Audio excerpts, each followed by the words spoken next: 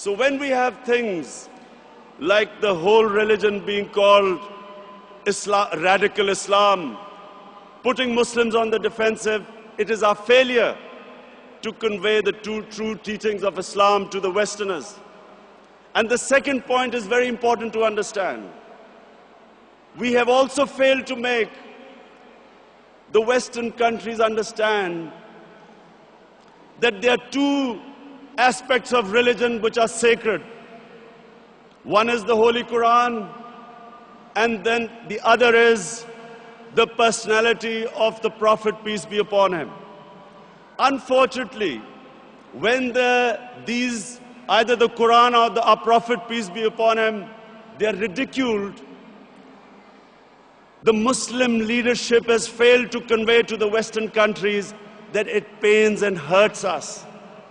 Because the leadership doesn't do anything, we have radical youth demonstrating, being violent, and giving our enemies an opportunity to malign our religion.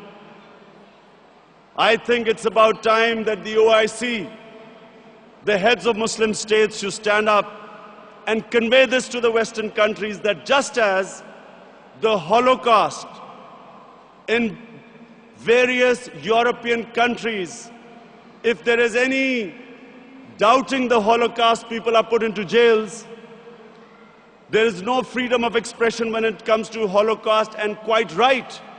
Because if anything hurts other human beings, why can't we lay off those subjects? Similarly, the Quran and the Holy Prophet, peace be upon him, should also be considered. If there's any caricature, if there's any ridicule about these two entities, it hurts us. We should be able to convey them to them. Why should we leave it to radicalized youth to go in the streets and burn and kill and give the opportunities to the enemies of Islam to malign us? And I consider this a failure of the Muslim intellectuals and the Muslim leadership. I think that this is a very good forum. Before we leave, we should pass a resolution that we have to make Western countries understand that these two aspects are sacred to us. Same time, we should make them understand that Islam, like all great religions, all great revealed religions of the Almighty Allah, want justice on this earth, want peace, want compassion. Islam makes us into human beings.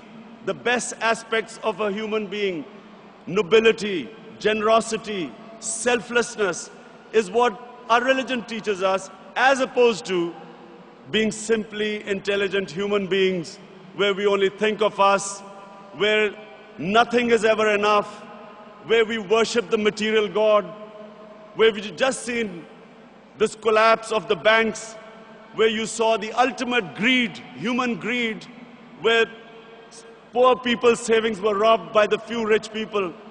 This is what Islam and all great religions preach against. They want us to be human, to think of the poor, to think of the underprivileged, to be just, to tell the truth.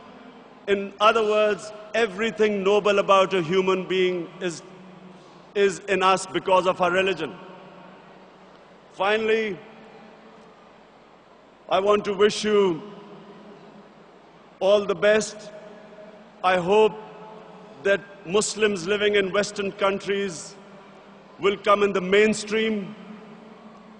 You will participate in the political process, not get marginalized, be able to convey your feelings through the political process, whether it is local council, whether it is your local MP, because when you get marginalized, I'm afraid marginalization creates radicalization. We don't want our youth to get radicalized. If we think that there is injustice being done to Muslims, we should have forums to speak out against. We should have forums where we can make our voice heard. And that's why I believe that the youth, Muslim youth living in the Western countries, should take part in the political process and not get marginalized.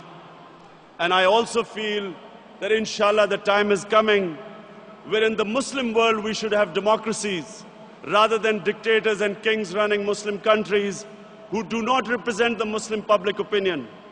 And because they do not represent the Muslim public opinion, we have puppets sitting there who are manipulated by superpowers for their own ends, as is unfortunately is happening in Pakistan, where a puppet is making our own army kill our own people in the name of war on terror, whereas in fact it has become a war of terror. Thank you very much.